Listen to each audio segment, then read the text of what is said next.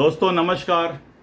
दोस्तों मैं विमल शाही आप सभी लोगों का अपने चैनल में स्वागत करता हूं और उम्मीद करता हूं कि आप लोग सब लोग स्वस्थ होंगे एवं मस्त होंगे।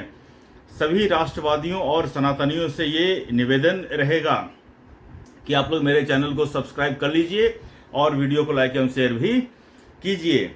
दोस्तों आज हम लोग बात करने वाले हैं तेजस्वी यादव के बारे में।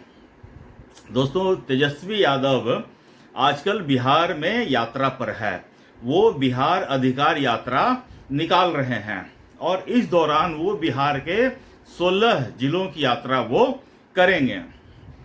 तो यात्रा के क्रम में तेजस्वी यादव जहां जहां जा रहे हैं वहां वहां अपने मंच से पेन इस तरह डिब्बे से निकालकर जनता के बीच फेंक रहे हैं। जरा एक बार वीडियो देखिए। और बस पर चढ़कर कलम बांटते दिखे। इसका एक वीडियो उन्होंने खुद सोशल मीडिया पर पोस्ट किया और लिखा, युवा अगर बेरोजगार हो तो सत्ता गुनाहगार है और इस गुनाह की सजा जनता तय करेगी। कलम बांटकर तेजस्वी यादव ने खासतौर पर युवाओं को साधने की कोशिश की है और कहीं ना कहीं प्रशांत किशोर की उस तंज का भी जवाब दिया है कि जो खुद 9वीं फेल है वो जनता की शिक्षा के लिए क्या ही काम करेगा। तो दोस्तों जैसा कि आपने वीडियो में देखा, तेजस्वी यादव मंच पे खड़े होकर मुट्ठी मुट्ठी पेन फेंक रहे हैं और जनता उस पेन को लेने के लिए मारामारी कर रही है। दोस्तों दो चीज बड़ा इंपॉर्टेंट होता है।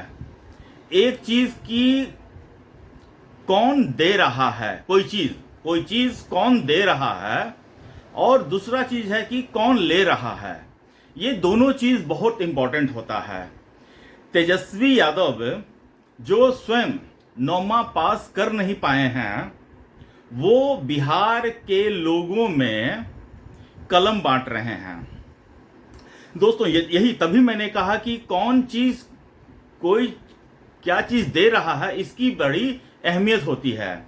अगर सचिन तेंदुलकर आकर अपने हाथ से साइन करके बैठ दें किसी को तो एक बड़े सम्मान की बात होती है। धोनी आकर बैठ दें तो बड़े सम्मान की बात होती है, ठीक है।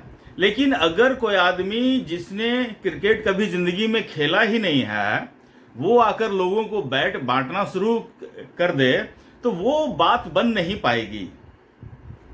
इसी तरह आप किसको क्या दे रहे हैं ये चीज भी बड़ा इंपॉर्टेंट है। बिहार के लोगों में आप कलम बांट रहे हैं, बताइए भला बिहार के लोगों में कलम की मतलब कि अब उतनी अहमियत मुझे नहीं लगता है कि अब रह गई है।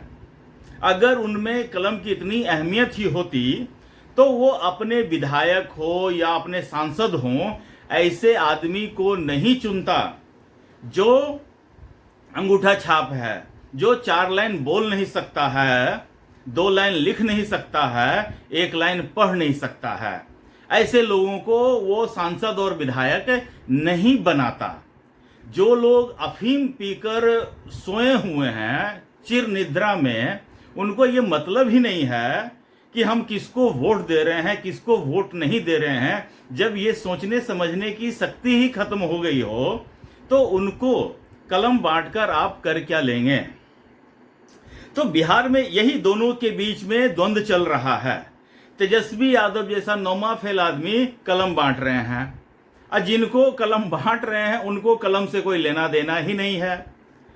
दोस्तों अगर आप किसी को कोई चीज भेंट करते हैं, देते हैं तो थोड़ा सम्मान के साथ आप देते हैं। कलम जैसा खासकर चीज तेजस्वी यादव को शायद कलम की ताकत का अंदाजा नहीं है क्योंकि उन्होंने उसका यूज ही नहीं किया है। आप देखिए तेजस्वी यादव बंडल पे हाथ निकाल के फेंक रहे हैं। इससे साफ स्पष्ट दिख रहा है कि तेजस्वी यादव को कलम की रत्ती भर भी वैल्यू का अंदाजा नहीं है।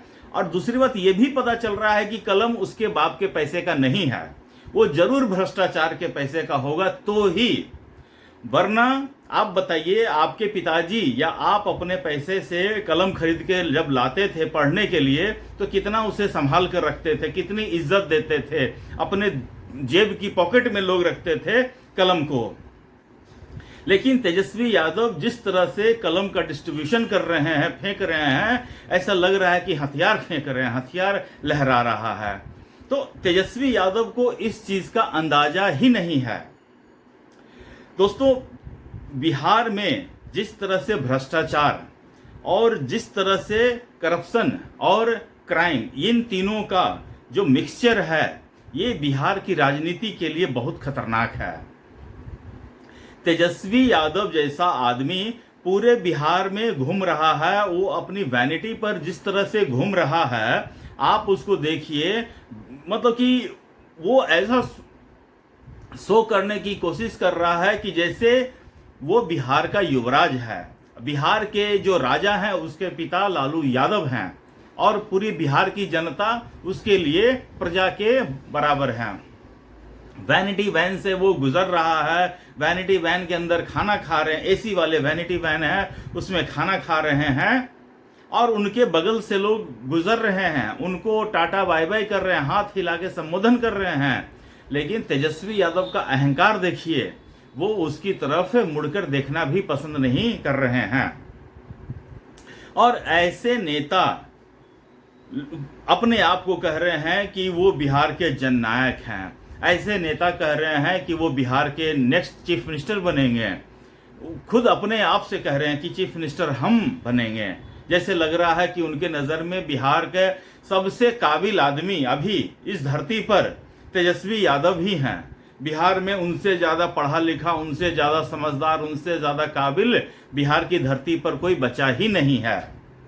इसीलिए वो पूरे बिहार में निकल चुके हैं, कलम बांट रहे हैं। वो कह रहे हैं कि बिहार में एक भी युवा जिसके पास डिग्री हो उसको हम नौकरी, ऐसा ना हो कि बिना नौकरी के वो रहेगा। तो तेजस्वी यादव सोचिए, आप तो मंत्री मतलब कि बनने का सपना सोच रहे हैं। अगर आप लालू यादव के बेटे नहीं होते तो आपके जैसा अगर आप अपने आप को नौकरी देना भी चाहते तो आप नहीं दे पाते, क्योंकि आपके पास तो डिग्री ही नहीं है। और आपके पास डिग्री होती, बहुत बड़ी वाली डिग्री होती, अगर 2005 में आपके पिताजी या माताजी फिर से मुख्यमंत्री रहती तो आप भी अपनी बहनों की तरह डॉक्टर, इंजीनियर, वकील कुछ ना कुछ तो बन ही गए होते। जैसे आपकी बहनें हैं ना, डॉक्टर हैं, कोई इंजीनियर हैं, और वो भी टॉप के कॉलेजेस से। आप भी किसी टॉप के कॉलेजेस में पढ़ रहे होते, आपके पास भी टॉपर की डिग्री होती, प्रोडिगल साइंस वाली तो होती ही कम से कम। तो ये तेजस्वी यादव जो है पूरे बिहार को शर्मसार करने का काम कर रहे हैं। बिहार के लोग अपनी मेहनत, अपनी काबिलियत, अपना ज्ञान के लिए पूरी दुनिया में जाना जाता है।